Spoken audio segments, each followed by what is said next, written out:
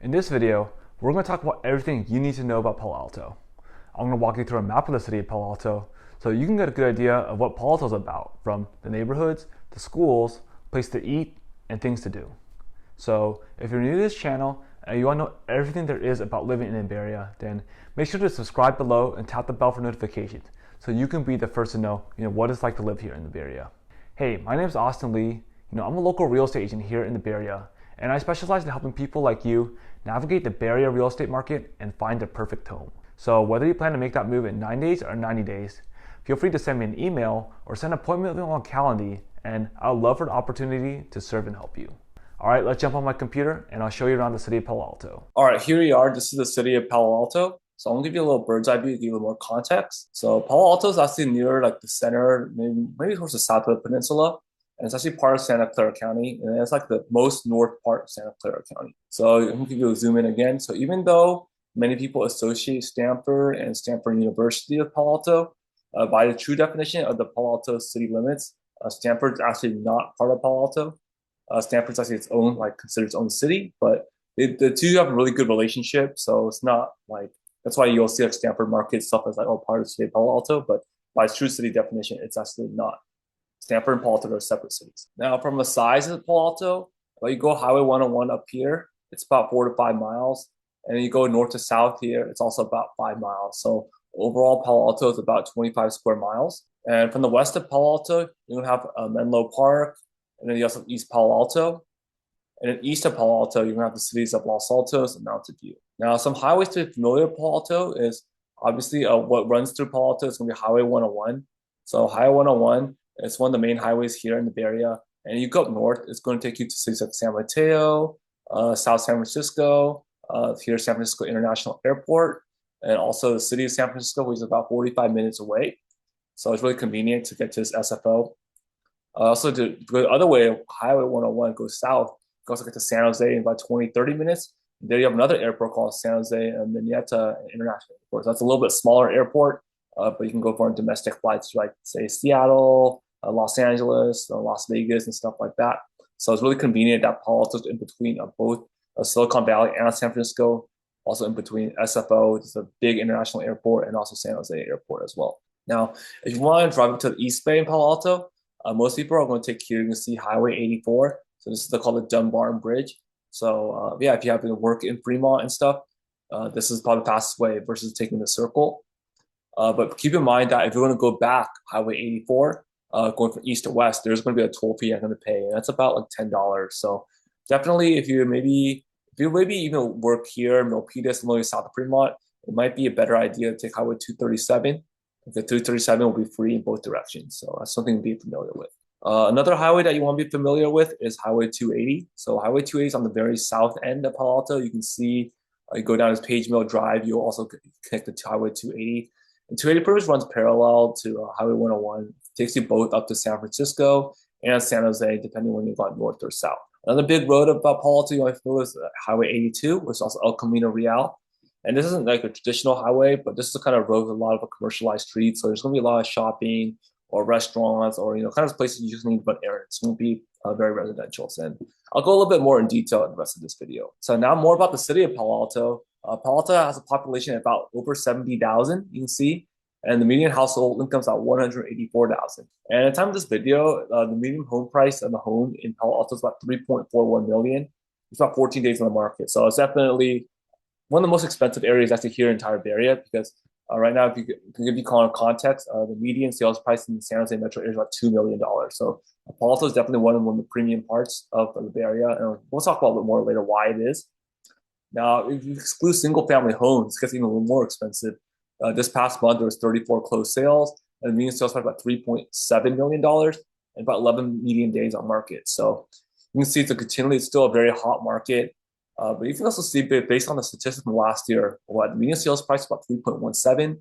That's like 3.68. So it was about 0.5 over 3. So it's about almost 16% increase in just 1 year. So even though it is really expensive, it is a very good investment if you're able to get in this Palo Alto market. Okay, so I'm going to break down the different neighborhoods in Palo Alto, and I'm going to go in order from general kind of what's most affordable to what's most expensive. All right, so I'm going to zoom in a little bit more. So obviously Palo Alto by all means, it's not none of it is super affordable relative to the average home buyer. But the most affordable neighborhoods here are generally going to be down south here, south of El Camino and east of Page Mill, and you're going to here see the Barron Park neighborhoods, and then also Green Acres neighborhoods right here.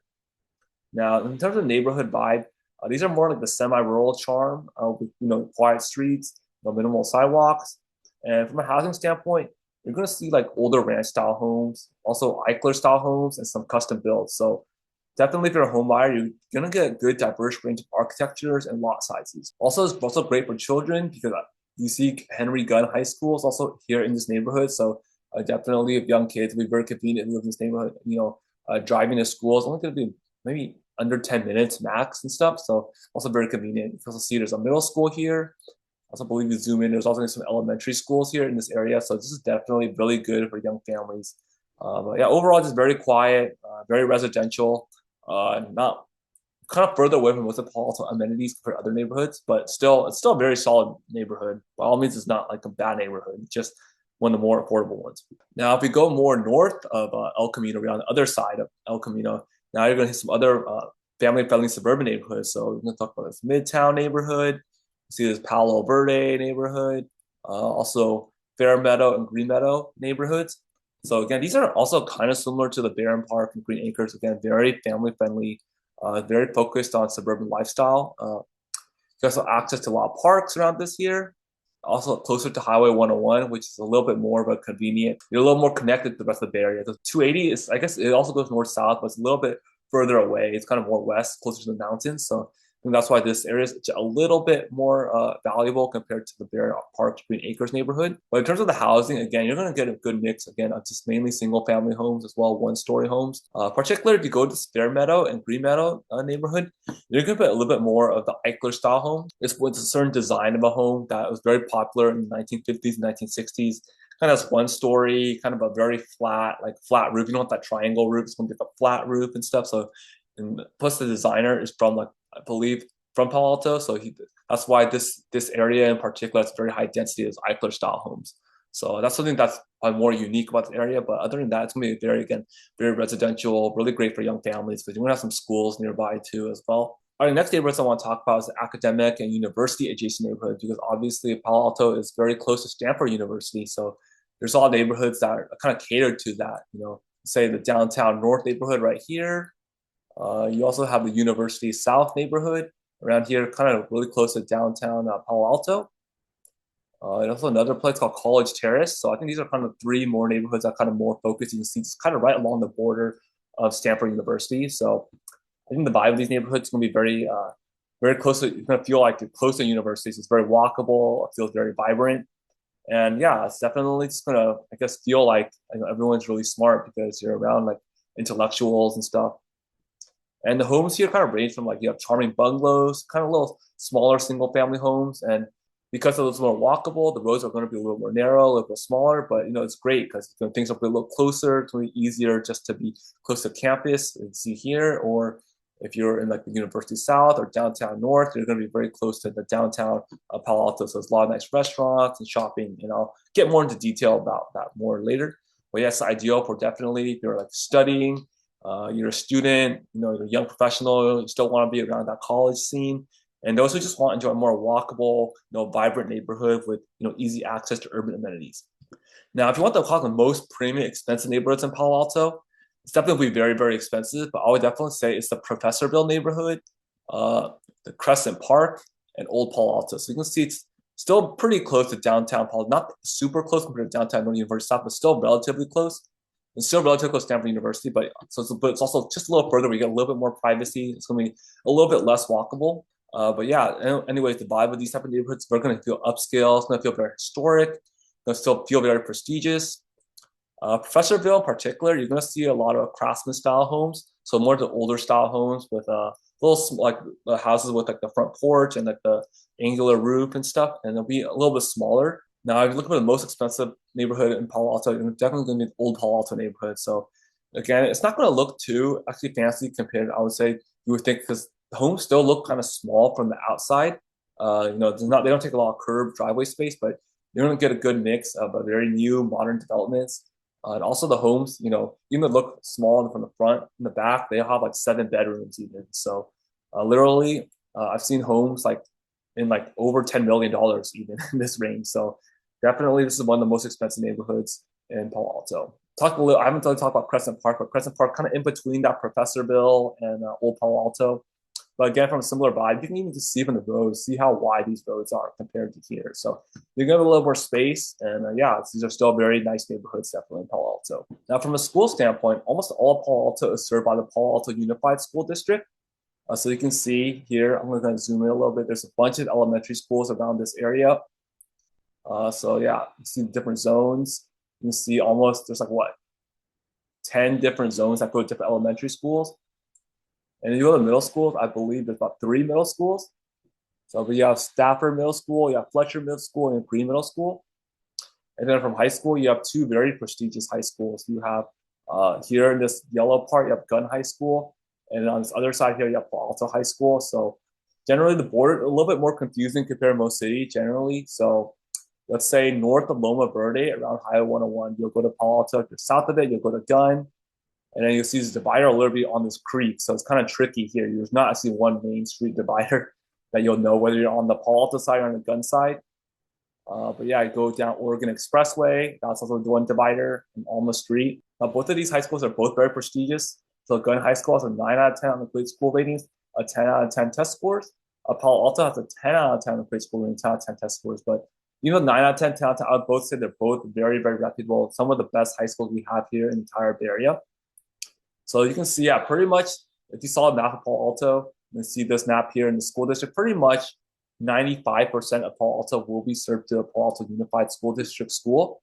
But do keep in mind there are some areas in maybe like near the borders of Palo Alto, maybe around here, let's say around this area or a little south, that don't go to the Palo Alto Unified School District. So they'll go to the East Palo Alto School District and the Mountain View Los Altos School District. So just keep in mind if you happen to buy a house around the border of Palo Alto, Mountain View, Palo Alto Los Altos, Palo Alto East Palo Alto, be sure to check with the school district to see if your house does map to those schools, because that will play a big role in the pricing of the home.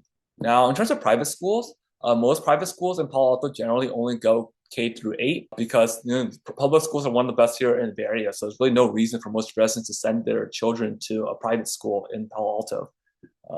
But one private school I do want to talk about is called Castellea School. You can see it's going to be around the Professorville neighborhood in Palo Alto, off Embarcadero. And this is an all-girls private school, so that's also one to keep in mind. But it's also a very highly well-regarded private school as well. All right, now I'm going to break down the landscape of Palo Alto. So Palo Alto is mostly a suburb, but there are some parts of commercialized area that I do want to point out and some more natural areas as well. So if you go east of Highway 101, it's generally going to be no residential area. It's going to be all greenery. You can see you have the Bayland Natural Preserve. So it's a nice place to see the water, where you can, I believe there's like a bridge too that you can walk by. You can see the coastal water. You can also see here you have some, if you love golfing, you have the Bayland Golf Links. They have a really nice golf course. And also a really nice park called Bixby Park, which is great for bird watching, cycling, and walking and stuff. And again, you want to see the water, so it's gonna be a very calm and serene type of atmosphere. There's also a really small airport called Palo Alto Airport. I don't think it takes many commercial flights, so it's probably just more if you have like a private jet or something, or private small plane. It's a nice part about Palo Alto. We also have this nice hiking trail called the Palo Alto Baylands Natural Preserve Trail. You can see right here. You can see access to the water. So again, it's just a very beautiful environment. Now, another part of Palo Alto I want to show you is kind of more towards the commercialized area. So definitely, you can see along this Neal Barron Park, in between Page Mill and Barron Park, here it's actually going to be a lot where corporations' offices are going to be. So I'm going to zoom in a little bit more. You can see there's a software company. Tesla has their offices here, right here. Guardant Health is a healthcare company. HP, Hewlett Packard is a big, very famous company. Well, has their offices here as well. You've got JP Morgan. You have a lot of healthcare offices because Stanford is a very really big in healthcare too. So I believe that's why Stanford, that's the Genome Technology Center in this area. They also have a presence here. So it's just definitely one kind of more commercialized, so it's not going to be as many like homey, not as residential. Another part about Palo Alto I want to show you is El Camino Real. I talked about earlier. So Highway 82. So I guess here is about the Mountain View area. So you kind of zoom in after that. You're gonna see if it's more commercialized. You're gonna see what hotels here. See a car dealership here. You see a tofu house, restaurant, Korean restaurant. And then you get more restaurants here. I see a Taekwondo place, it seems like. You have Equinox, who's really fancy, expensive gym that's also around here too as well. McDonald's is here, so definitely you can see it's a little more commercialized here. Highway 82, something more familiar with. And then other than that, yeah, there's gonna be like downtown Palo Alto too. I'll talk a little more later. But generally, yeah, this area will generally Palo Alto, which is more of a suburb. So there'll be a lot of single family homes, schools, and to a smaller extent, you just have some parks too as well. Now, some landmarks that residents should know about Palo Alto. I think probably the first thing you should know is about downtown Palo Alto, just right off Stanford University. So you can see downtown Palo Alto off University Avenue. You see a lot of nice places, boutique shops, a lot of nice restaurants, a lot of places to go shopping. So you can see a Palo Alto Creamery. I believe that's a really nice, fancy American diner place and stuff. And I believe it has really good like milkshakes as well. The Verve Coffee Roasters as well. It's a nice, fancy coffee shop. Ramen Nagi is a very popular ramen spot here in the Bay Area, and generally waits can, especially if it's busy on the weekend, you're taking a 1 hour wait. So it's just something to be familiar with. But yeah, just zooming in, you're just gonna have a lot of fancy, upscale, expensive, nice restaurants though, definitely. So one of the nicer parts of Palo Alto is it access these really nice, fancy restaurants here. You see this Nola restaurant, and look at this vibe here. It just looks super upscale, looks super fancy and stuff. Now, if you want the more traditional shopping mall, definitely I would recommend Stanford Shopping Center, which is not too far either. This is literally almost the other side of Highway 82 right here. So here's where your more traditional big name chains. You can see you have Apple Store and the Macy's. You have a Fleming Steakhouse, Blue Bottle Coffee, but you also have more affordable options too. You have the Melts. I believe a Shake Shack here, the PF Chains here and stuff, Levi. So definitely still a traditional shopping mall. So nice part of Palo Alto is, yeah, very close to, you have this nice downtown area and Stanford Shopping. So literally look almost right next to each other on the other side of the highway. Now, I did talk about Stanford University is not part of the city of Palo Alto, but I mean, it's pretty much associated. So definitely if you live in Palo Alto, I think one cool part is definitely want to check out here. Stanford University, Stanford Oval. This is beautiful. You see this beautiful garden here. It's really nice to maintain. And here during the weekends, you also have free parking. So I would definitely recommend checking the campus out. I actually did a video in Palo Alto if you want to check out more of the campus and my YouTube channel. So if you want more to see how that campus looks, definitely check it out. So this is definitely a super nice campus. So I would definitely recommend to bring friends and family to visit you in Palo Alto to show them Stanford campus. And again, it's not very far away, but it's right next to University downtown Palo Alto, right next to Stanford Shopping Center. And the last kind of commercialized area I want to talk about is here, the California Avenue District. So this is off El Camino, a little further away from Stanford University. And this is again another kind of similar to downtown Palo Alto. Wouldn't be as fancy, I would say. It's a little bit lower, but again, you have nice walkable restaurants here. You have this breakfast cafe. You have this Pakistani restaurant, Zareen's, it's pretty good, boba shop. So again, it's very walkable. And then also from Palo Alto, you have a lot of access to a lot of Caltrain stations as well. So you can see this California Avenue District. It has a Caltrain station here by Stanford. So it just happens, if you watch a football game, Stanford University has a Caltrain station here.